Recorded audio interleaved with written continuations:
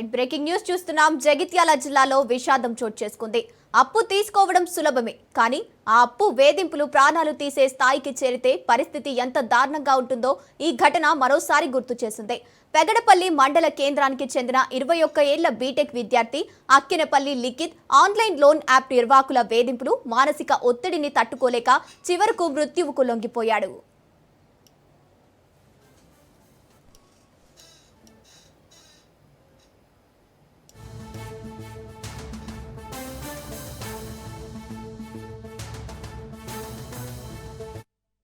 సుమారు 2.5 లక్షల రూపాయలు అప్పు తీసుకున్న లిఖిత్ ను లోన్ యాప్ ప్రతినిధులు ఫోన్ కాల్స్, మెసేజ్ల హెచ్చరికలతో తీవ్రంగా వేధించినట్లు కుటుంబ సభ్యులు ఆరోపిస్తున్నారు. అప్పు తీర్చేందుకు మార్గం కనిపించక మానసికంగా కుంగిపోయిన లిఖిత్ గడ్డి మందు తాగి ఆత్మహత్య యత్నానికి పాల్పడ్డాడు. వెంటనే ఆసుపత్రికి తరలించి చికిత్స అందించినప్పటికీ రోజుల తరబడి మృత్యువుతో పోరాడిన అతడు తుదిశ్వాస విడిచాడు. కొడుకు మరణంతో కుటుంబ శోక సంద్రంలో మునిగిపోయింది.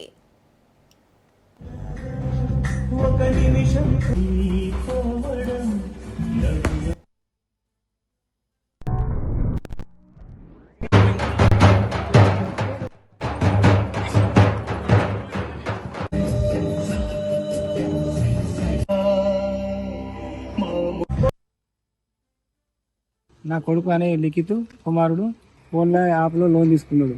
ఆ లోను ఒక యాప్ నుండి ఒక యాప్కు మార్చి చేత దాదాపు 2-3 లక్షలు అయినాయి అన్నట్టు. ఆ 2 లక్షలకు భయపడి గడ్డి మంది తీసుకున్నాడు నా కొడుకు. తీసుకున్నాక నా దగ్గరికి వెళ్ళకనే వాళ్ళ ఫ్రెండ్స్ దగ్గరికి పోయి నేను ఇట్లా మంది తీసుకున్నా వస్తానా అని అనగానే వాళ్ళు జగిత్యాల గవర్నమెంట్ హాస్పిటల్ తీసుకుపోయారు. ఆ తర్వాత తీసుకుపోయి స్టమక్ వాష్ చేయించి కక్కించిన తర్వాత నాకు ఫోన్ చేస్తే నేను వెంటనే ఉరికిపోయి అక్కడ అప్పుడు ఆదివారం స్పెషాలిటీ ఏం లేక నేను సడన్లీ ఏది ఆలోచించక డైరెక్ట్ హైదరాబాద్ వెల్నెస్లోకి వేసుకుపోయాను. పైసల కోసం అప్పు చేసిన వెల్నెస్లోకి వేసుకుపోయాను. ఆ తర్వాత ఆడ 4 రోజులు ట్రీట్మెంట్ అయినాక మరి డాక్టర్ని అడిగితే మేము ఏం చేయలేము అని ఎత్తేసిండు.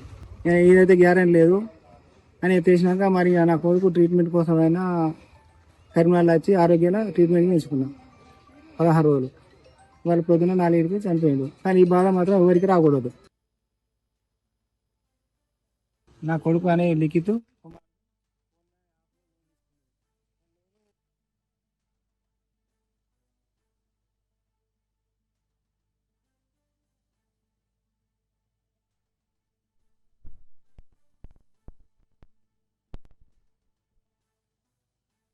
ఆన్లైన్ లోన్ యాప్ నిర్వాహకుల వేధింపులు, మానసిక ఒత్తిడి తట్టుకోలేక లిఖిత్ మృత్యువాత పడ్డాడు. రైట్, ఇక ఇదే అంశానికి సంబంధించి పూర్తి డీటెయిల్స్ మా ప్రతినిధి అజీం అందిస్తారు. అజీం. గంగోత్రి జగిత్యాల జిల్లాలో మరో విషాదకరమైన ఘటన చోటు చేసుకుంది. ఆన్లైన్ లోన్ యాప్ల వేధింపులు మరో యువకుడి ప్రాణాన్ని బలిగొన్నాయి. పెగడపల్లి మండలం కేంద్రానికి చెందిన అక్కనపల్లి లిఖిత్ అనే 21 ఏళ్ల బీటెక్ విద్యార్థి చికిత్స పొందుతూ ఈ రోజు మృతి చెందాడు. కుటుంబ సభ్యులు, స్థానికులు కథనం ప్రకారం అయితే లిఖిత్ కొంతకాల క్రితం ఓ ఆన్లైన్ లో యాప్ ద్వారా సుమారు 2.5 లక్షల రూపాయల వరకు రుణం తీసుకున్నట్లు తెలుస్తుంది.